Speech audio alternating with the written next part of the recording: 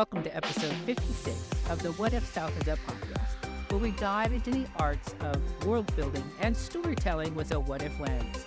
Together we explore, dissect, and expand the speculative and fantasy worlds of our own making, blending a bit of wisdom and a dash of whimsy.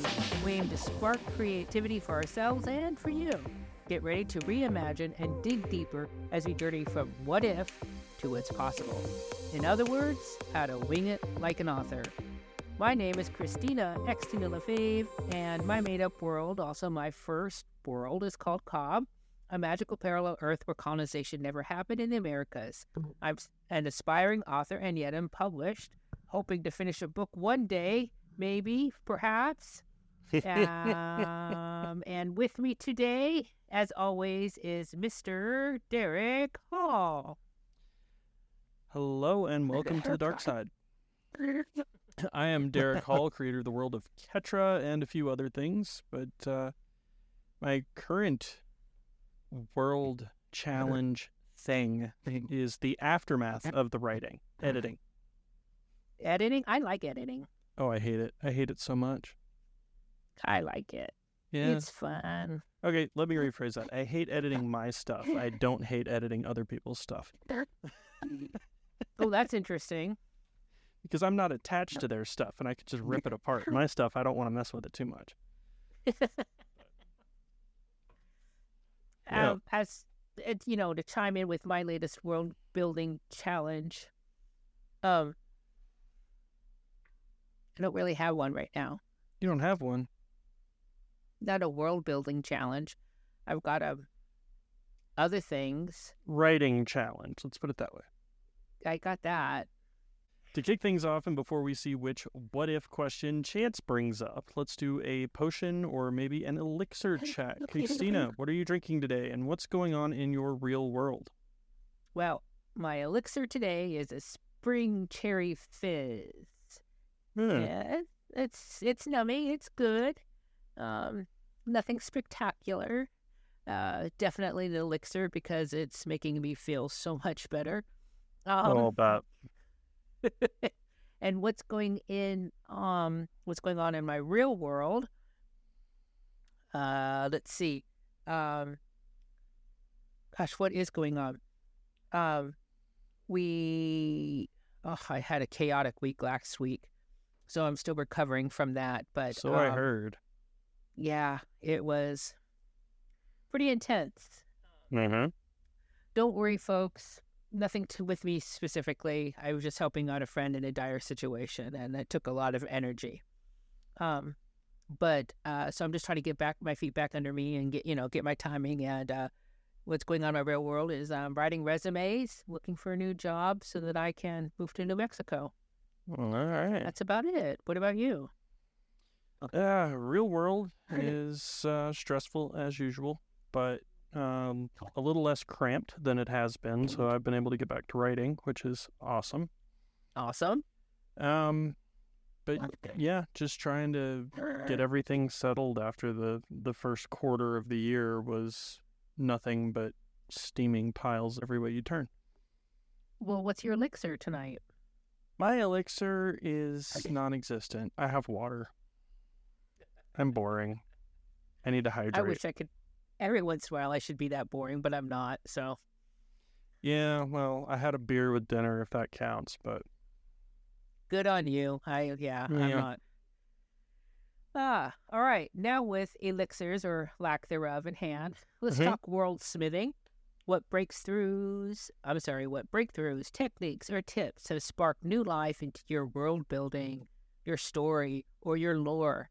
What do you have for today's World Smiths Workshop, Mr. Hall? Well, I have finished drafting my next character novella that is set in the world of Ketra, and I'm trying to polish and edit that to make it shine as best I can before I publish it. But my breakthrough serves more as a warning to any writers who may find themselves being a little overambitious. Avoid parallel timelines and parallel scenes between different books at all costs. Don't do it. Don't do it. I spent a ridiculous amount of time comparing multiple different books to make sure that I got all of those tiny details right for one specific scene in this novella. And while I think the outcome was worth it, I'm not sure the migraine and hours of staring cross-eyed at my computer while meticulously comparing 5 manuscripts simultaneously was worth it. So don't do it unless you enjoy tedium and pain. It sounds like a blast to me. Writer beware. Don't do it. It's not worth it. Unless you are a huge plotter and you already have all this stuff plotted out, then you don't have to go back and look, right? Well, it was making sure that the details were consistent, descriptions and locations and things like that. And like I have one scene that is observed from a different perspective than it was originally written, but is still fully audible, so I had to make sure that all the dialogue was correct and that sort of thing. And just I know what you're saying. Ugh. Yeah. It's done, it turned out, but ugh. It's not worth it. Not worth it. So what do you got? Well, I wrote some words, yay. And then I didn't. And then I didn't. But I think what I'm going to do, and I made this decision the other day, is I'm going to pick up again from where I left off. So many of you may know that I've rewritten like my first act like 16 times. I'm just going to pick up in Act 2 and act like Act 1 is written and just go forward. I think that my major writer's block for over a year, maybe even 2 years, is because I haven't figured out the quote-unquote perfect beginning. Sawed off. That's what There's no editing's such thing for. as perfect. I understand. Exactly. I get it. So I think I'm going to finally take the advice that at least half a dozen folks have thrown my way, and I'm just going to write from that point. And then hopefully I can just start writing from that point forward. Maybe that'll help, or maybe I'm just destined to always be an aspiring writer. Who knows? We'll see what happens. But I think that I'm not going to figure out my perfect beginning until I know what I need to weave into it, because I know where all the pieces go, and I just got it all in my head, but I need to get it on paper, I think. So when it comes to world building, I got nothing for anybody except for maybe sharing pain and maybe a roadmap for moving forward. We'll see how it goes. It's hurting my head. It's hurting so bad not to have my first act perfect before moving on to the second act, but I think I'm just going to have to let it go. No, I get it. You have something that you're relatively happy with, though? With my first act? I've got 16 different things that I'm relatively happy with. So okay. So I'm put gonna them all in the document to artificially inflate your word count and make you feel better. Yes. And then continue writing. See, I don't have to do it that way. You can come back and pick later. I don't have to do it that way because I have Scrivener, so I can have these all out there, and I can put them together. But yeah, I think part of the problem is that I have awesome critique partners that I've had and I've worked with, and they've given me awesome advice. But because I never finished the story, it stymied me, and it just put a roadblock, because now I'm trying to write something that makes everybody else happy in my critique groups. Yeah. Right? And meets all of the things they want me to do. And I can't do that. I can't please everyone. Hey, no. And so, you don't have to. No, I don't. But in my head, when I'm sitting there trying to... No. Go hit your head on a door frame or something and tell it to shut up. No. You do not have to please everybody. No, I don't. It took me a while to figure that out, too.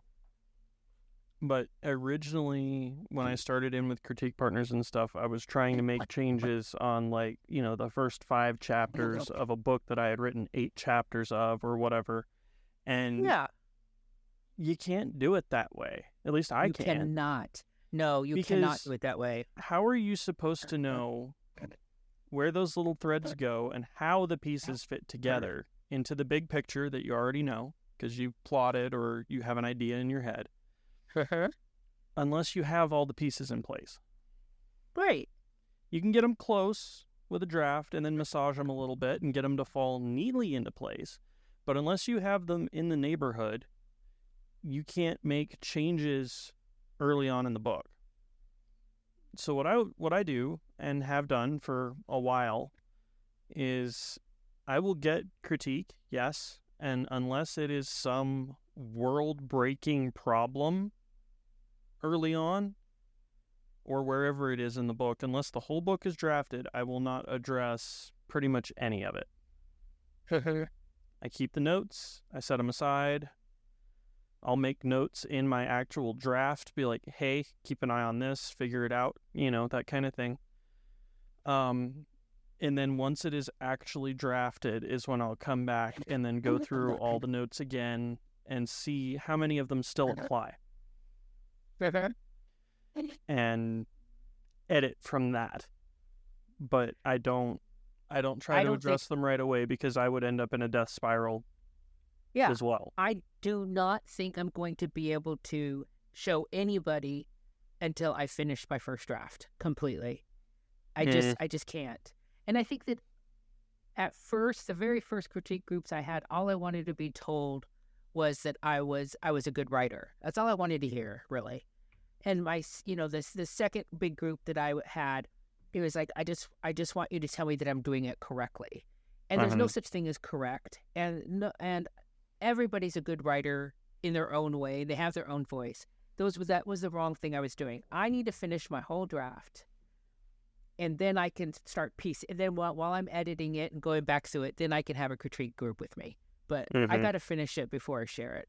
I just can't do it piecemeal. Yeah, absolutely. That's fair. I just can't let it go. I'm too broken. I just want to make everything better before I move forward, but I can't and I won't. So I'm just going to finish the draft first. Yeah, knock on wood. Absolutely. To each their own method. But as world builders, it is essential to keep our creative skills sharp by exploring other realms and stories. Since our last episode, which world have you been visiting and through which portal did you enter? And most importantly, what did you learn? Christina? So many things. While I haven't actually read anything lately, I did get stuck. I wouldn't say stuck. I got interested in or fascinated by my first anime. One of us.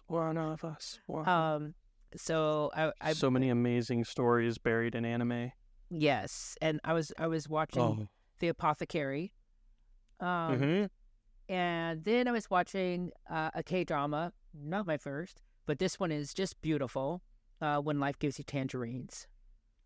And it's fascinating to me to see how other cultures tell stories, how it's similar to ours and not the same. And mostly what's different is the characterizations, and the amount of emotions they can show in these Asian movies and shows is so much different than what we can do in America. But the most fabulous story since the last time that I was able to absorb was an Apple TV movie called Finch. Have you heard of this? I've heard of it. I haven't seen it. It was in 21, and it stars Tom Hanks and a dog and a robot. And that's it. And it was absolutely fascinating. The amount of world building was just beautiful, was just divine. But the fact that they could have just these 3 characters and make this world so big and make these characters so full, and then it made me cry. I was just astounded. I was just like, it was such a simple plot and a profound story. Does that make sense? Mm-hmm. It was absolutely beautiful. Yeah, I'll have to check that one out. I mean, I rarely go in and watch how made, the little shorts they do, like how they made this movie or while they were filming it, things. Mm-hmm. But I had to see how they made this, and I had to see what they were doing, and it was just absolutely fascinating. So what I learned from that is the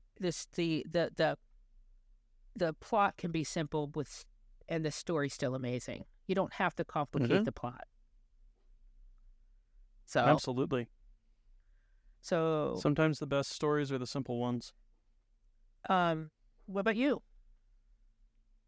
Well, I recently saw The Amateur. Never heard of it.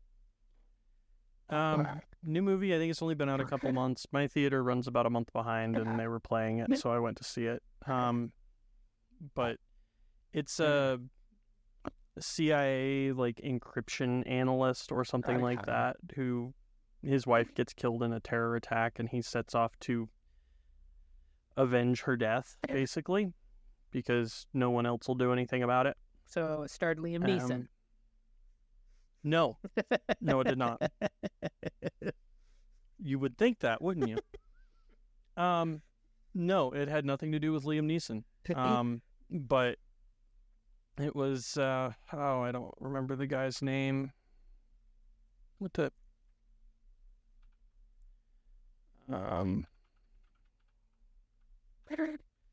don't remember his name, but I sure as hell remember his chin. Let's see, 1 second. Rami Malek. Sure. The guy that did Bohemian Rhapsody, played Freddie Mercury in Bohemian Rhapsody. Okay. He's also been in a lot of other things, but he starred in this movie. Had John Bernthal and Lawrence Fishburne and a few other bigger names in it. Oh, okay, I know who that is. Okay, yep.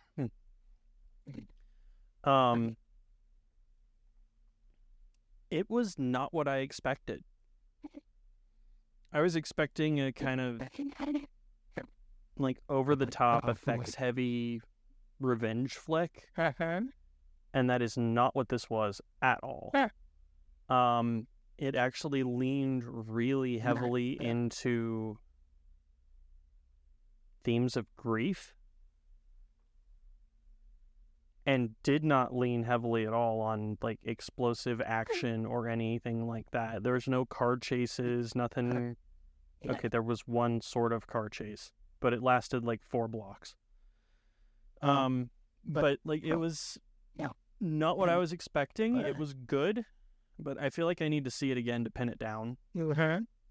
But it's a very interesting study in kind of how to take a plot that people think they know what to expect and then subvert that expectation and turn it on its head. I love that. Yeah, it's actually really well done. The acting was perfect. It was really well done. But anyhow. And what'd you learn? I learned that I need to figure out how to subvert expectations.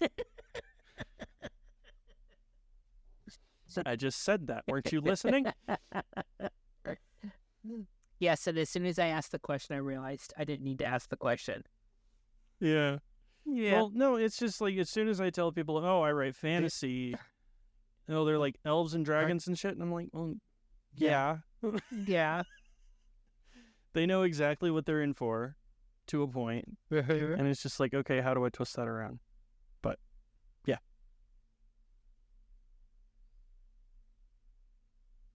Now it's time for Worldsmith Darlings. Yes, it is. As soon as my co-host reads her line. Now it's time for Worldsmith Darlings. Each of us will share a few words that paint a vivid picture of another world or character. It could be a passage from another author that we admire, or perhaps one that missed the mark, or something we wrote. These might be snippets we're proud of, or they could be dead darlings that didn't make our final cut. Are you ready to dive into some world-building wins and woes, Mr. Hall? Oh, sure, why not? You want to go first? I can absolutely do that. From the newly finished character novella, If I Can Talk. I have a frog in my throat, excuse me. When the city finally came into view, Prasa was, as it always had been, a bland construction of stone and mud rising from the grasses of the surrounding marshland. Small boats darted about or bobbed in the canal, and larger ones lay at anchor offshore or docked in the harbor. It felt both familiar and foreign, and she couldn't help but think that it used to somehow be bigger. That's interesting. Mm-hmm. Bland construction of stone and mud. Huh. Nice. Well, thank you. What do you have? This actually came from that K-drama I was talking about, the When Life Gives You Tangerines. Mm-hmm. And I found the way that this daughter described her mom as, I don't know, perfect. This is what she says. Mother was like a flower that found a way to grow through the cracks into the sunshine. She always found her light again. No, that's beautiful. I thought it was, it's like... Very well said. It just tells you that this is a woman, her mother was somebody that even when they were down, and they were always down, they always found a way to get back up. Or at least to be happy. Yep. Yeah, for sure. So now it is time for our main event and our favorite game, World Builders Roulette. Each week, we place the fate of our worlds in the hands of the D20, letting it choose from our list of wild, speculative, and magical scenarios. Will Derek be able to breathe for the rest of this episode? Find out next week. Where was I? Will this week's roll transform our worlds or inspire an entirely new one? Only the dice know, so let's see where they lead us. Xtina, are you ready? I am ready. You're ready? Well, that's just overachievement. All right, let's see what we got here. Uh-oh. Uh-oh. What if everyone's memories reset every time they fell asleep and only dreams held the truth of the past? Number 1, natural 1. My dice have failed me. What if everyone's memories reset every time they fell asleep?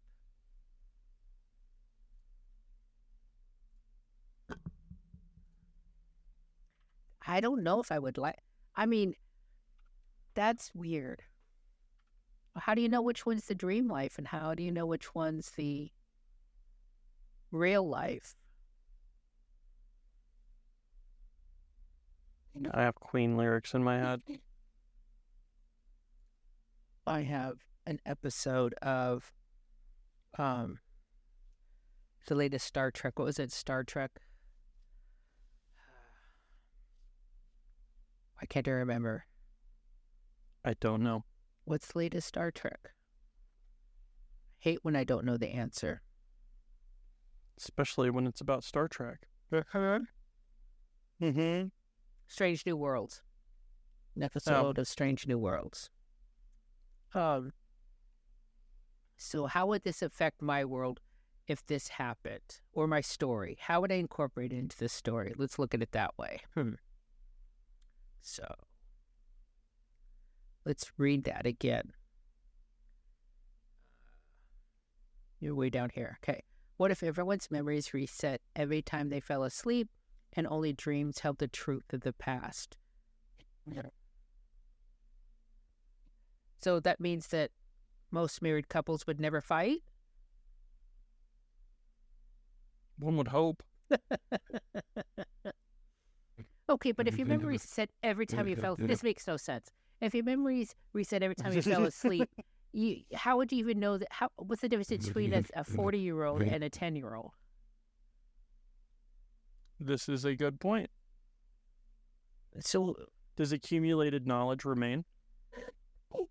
And just the memory? Like, do you end up with a Jason Bourne amnesia situation where you have all these skills and you don't know where they came from? I mean, Or is it a complete blank slate, I don't remember how to walk or wipe my butt kind of situation? right? Can they still read or drive a car? How do they know where their job is? Job? What's that? Yeah, I don't know what to do. I don't know how to do it. This question makes no sense. It really doesn't. But I didn't put it in there. I put it in there. Isn't that the point of these exercises? To make us think and look beyond the surface and elaborate on something? I think that we can work on trying to make this a better question. I mean, it'd be interesting. What if everyone's memories, every time you fell asleep, what if you lost some memories? Or maybe, how about this? What if dreams are not our brains trying to fix things or solve problems, but our dreams are just brought up memories. So when we wake up, we remember something we hadn't remembered before.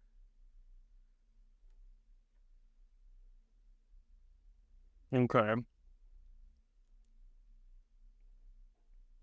See, my brain wants to take this like 10 steps further into left field and go, okay, you actually have 2 lives, and one of them is in the dream and the other one is in waking hours, and everything is equally real. But you don't know that. Yeah, that is actually a story that is in the back of my mind too. Race you for it. No, well, you'll win. Okay. But I'll let you have that one. Yeah. I'm thinking actually, of like, what if you have a problem during the day and you go to sleep and you're reminded of a memory of a different time that you solved a similar problem in a similar way. Or maybe you wake up in the morning and you remember it's your mother's birthday because you dreamt about it. I don't know. You have a problem and decide to consult the archive and go take a nap? Yeah. Maybe. I don't know. Maybe. I don't know. Like, this could go so many different ways that it's one of those things that would be extremely difficult to implement. Now, it would be interesting if, no, that's already been done. Never mind. Everything's been done. Everything's been done. I mean, there was that space show, I can't remember what it was called right now, where everybody wakes up and they forget who all of their crew members are. And they forget who they were. See if I can find it. Spaceship crew. I mean, it's a classic trope at this point, the amnesia trope. Dark Matter. Oh, yeah, that was a good one. That was a good one. But their dreams didn't really help them. No, they didn't. But they all woke up and they didn't know who each other was. That's been done in TV shows and stuff like that. But how can we make this unique? How can we twist this in just such a way that it's interesting and unique? So it has to do with dreams and memories and amnesia. It's all been done. I can't think of anything. Well, if I can't think of it and you can't think of it, it's obviously all been done. Obviously. Obviously. It's an impossible scenario. Don't even try. We're just saving all the good ideas for ourselves. It's fine. Oh, goodness me. Just trying to be realistic. Yeah. No, you're right. This is really difficult to find a new way to do. Yeah. I mean, I can see a magical ability where, you zap someone and they suddenly have amnesia until they wake up again. They go to sleep and they wake up and they're fine. That would be an interesting magical ability. Don't know if it makes for a whole what purpose story. does that serve? Well, if someone's trying to attack me, right? I zap them. Now they suddenly can't remember why they're going to attack me or why they have a whole knife in their hand or whatever. You know, so buy a taser. It's a magical ability, and it's not a story. That's all I'm saying. Uh-huh. Yeah, it could be some form of interesting, like, subplot to something, but as a main plot point, I think it's all been done. I can't think of anything interesting from it. I can't either. And I don't really see it fitting into my world, even if I could. Yeah. I see no reason to do this. I don't want my book to be about people falling asleep. Well, like the whole dreams being communication thing brings to mind Ender's Game. Because he was having dreams that were actually messages from the alien queen or whatever, and that was a thing. But yeah, I don't. So I was thinking, well, maybe some kind of creature is trying to communicate, and Ender's Game popped into my head, and I'm like, okay, we did that in the 90s, cool.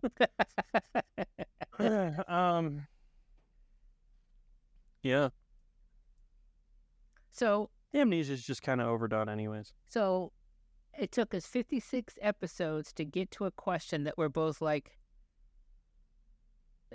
dumb. Huh? It's dumb. It's dumb. It's a dumb question. So we had 50. I said that about the Muppets. It did not take this long. The Muppets were awesome. No, that was friggin' awesome. That is one of our most listened to episodes, by the way. I don't care. It's dumb. Dumb or not, it's. And we still owe Eric a redo for that one because that was brutal. That was awesome, but he's a good boy. I mean, he's a big boy. He can handle it. So, yes, we'll have Eric back. Absolutely. Yep. Yeah. Well. Anyways, I guess it's time to say. Well, that was fun. Well, that was anticlimactic. That was anticlimactic. We're too smart for that question. Oh, fine. Are you a world builder crafting your first universe, or a seasoned creator with realms under your belt? Whether you be a D&D game master, a writer, an author, or simply a storyteller, we'd love for all the worldsmiths to join us on the What If South Is Up podcast. Reach out on our Facebook page to send us your pitch. We'd be honored to make your world the star of an episode or more. We'll get Eric in here. Let's do a dozen with Eric. Hey. We should. He's a lot of fun. But we would love your help too. Our what if list is always open for new, imaginative scenarios and that haven't ones. Been done to death. And better like ones. This one. Yes, please give us better ideas.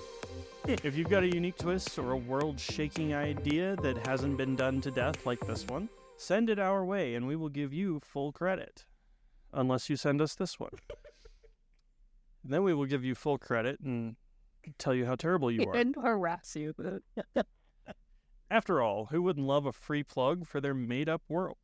Visit our Facebook page or drop us a line at whysouthisUp@gmail.com. We cannot wait to see what you dream up, as long as it's better than this one. So, Xtina, where can folks find you on the interwebs? You can find me at uniquelyxtina.com, and I've got some interesting visitors on my site from around the world. That's been interesting recently. And I'm on the socials, mostly Facebook, Insta, and TikTok. What about you?